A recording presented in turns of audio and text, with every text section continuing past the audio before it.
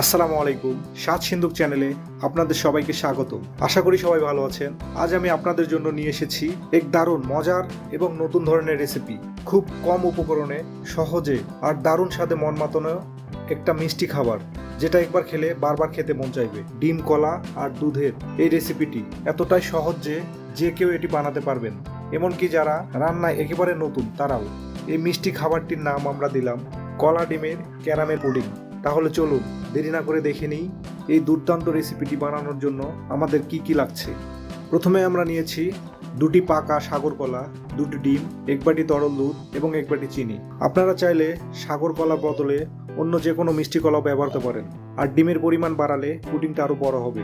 তাহলে চলুন প্রথম ধাপেই আমরা আমাদের পুডিংয়ের মূল মিশ্রণটি তৈরি করে ফেলি। এই মিশ্রণটি যত নিখুঁত হবে তত মসৃণ আর সুস্বাদু হবে। প্রথমে আমরা একটি বাটিতে কলা দুটোকে খোসা ছাড়িয়ে বাটিতে রেখে দিব।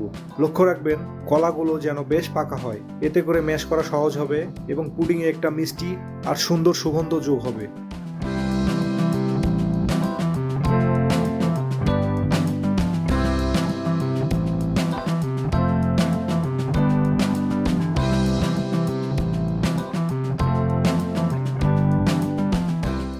এরপর একটি কাঁটা চামচের সাহায্যে কলা দুটোকে খুব ভালো করে ম্যাশ করে নিতে হবে, যাতে কলার কোনো শক্ত দানা বা টুকরা থেকে না যায়। কারণ মিশ্রণটা যত মসৃণ হবে পুডিংয়ের টেক্সচার তত ভালো আসবে।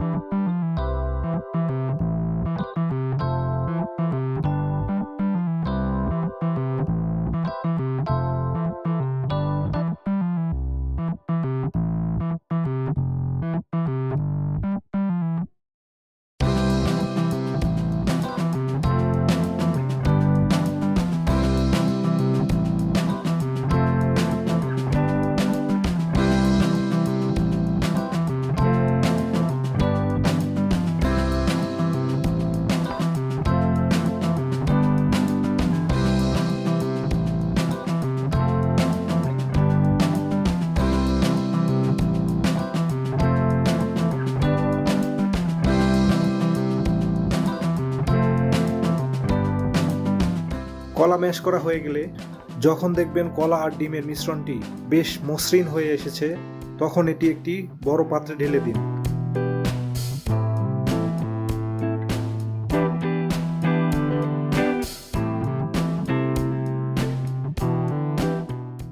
এবার এতে আমরা যোগ করব প্রায় 200 গ্রামের মতো তরল দুধ। দুধ যোগ করার পর একটি বিটার দিয়ে পুরো মিশ্রণটি খুব ভালো করে বিট করে নিতে হবে।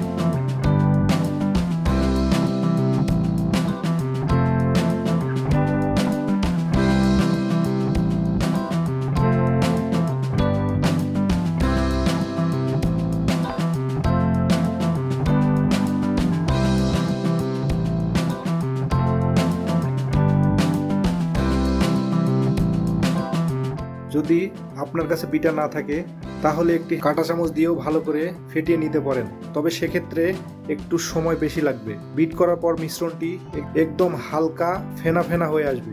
এটাই আমাদের পুডিংয়ের আসল মিশ্রণ। এবার আমরা তৈরি করব পুডিংয়ের জন্য সবথেকে আকর্ষণীয় অংশ ক্যারামেল। একটি প্যানে 3 চামচ চিনি নিয়ে নিন।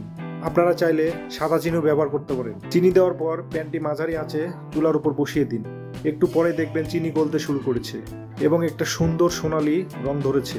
ক্যারামেল তৈরি করার সময় চুলার আঁচ মাঝারি থেকে কম রাখবেন, না হলে ক্যারামেল পুড়ে যেতে পারে। ক্যারামেল পুড়ে গেলে একটা তিতো স্বাদ আসবে, যেটা পুডিংয়ের স্বাদ নষ্ট করে দিবে। যখন দেখবেন চিনির রং বাদামি এবং সোনালী হয়ে এসেছে, চুলার আঁচ বন্ধ করে দিন।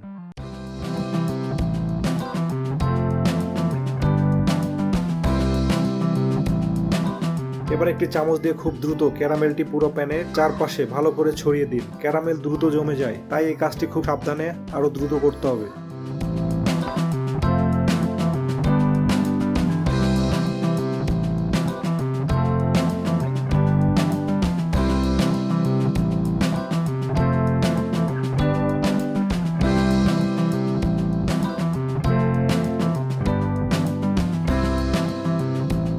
ক্যারামেল প্যানে পুরোপুরি ছড়িয়ে দেওয়ার পর এবার আমরা সেই তৈরি করা পুডিংয়ের মিশ্রণটি ধীরে ধীরে ক্যারামেলের উপর ঢেলে দিব। ঢালার পর প্যানের উপর একটি ঢাকনা দিয়ে ঢেকে দিন। এবার চুলার আঁচ একেবারে কমিয়ে পুডিংটা প্রায় 20 মিনিটের জন্য রান্না হতে দিন। মাঝে মাঝে ঢাকনা খুলে দেখুন যে পুডিংটা জমেছে কিনা। যদি দেখেন এখনো নরম আছে তাহলে আরো কিছুক্ষণ সময় দিন। এই সময়টা আপনার চুলার আঁচের উপর নির্ভর করবে। সাধারণত 20 থেকে 30 মিনিটেই পুডিংটা পুরোপুরি জমে যাবে। যখন দেখবেন পুডিংটা সুন্দরভাবে জমে গেছে তখন চুলা বন্ধ করে দিন। পুডিং ঠান্ডা হওয়ার জন্য অপেক্ষা করুন। ঠান্ডা হয়ে গেলে একটি প্লেট দিয়ে প্যানটি ঢেকে উল্টো করে দিন।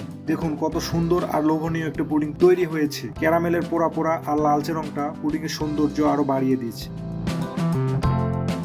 এবার একটি ছুরি দিয়ে পুডিংটা আপনার পছন্দ মতো টুকরো করে কেটে নিন আর তারপর চামচ দিয়ে এক টুকরো তুলে দেখুন। এর নরম আর মসৃণ টেক্সচার, সত্যি এর স্বাদটা অসাধারণ, মিষ্টি, নরম আর দারুণ একটা ফ্লেভার। তাহলে বন্ধুরা, আজকের ভিডিওটি ভালো লাগলে লাইক করুন, বন্ধুদের সাথে শেয়ার করুন আর এমন আরো মজাদার রেসিপি দেখার জন্য স্বাদ সিন্ধুক চ্যানেলটি সাবস্ক্রাইব করে বেল বাটনটি প্রেস করতে ভুলবেন না। আজকের মতো এখানে শেষ করছি। সবাই ভালো থাকুন, সুস্থ থাকুন।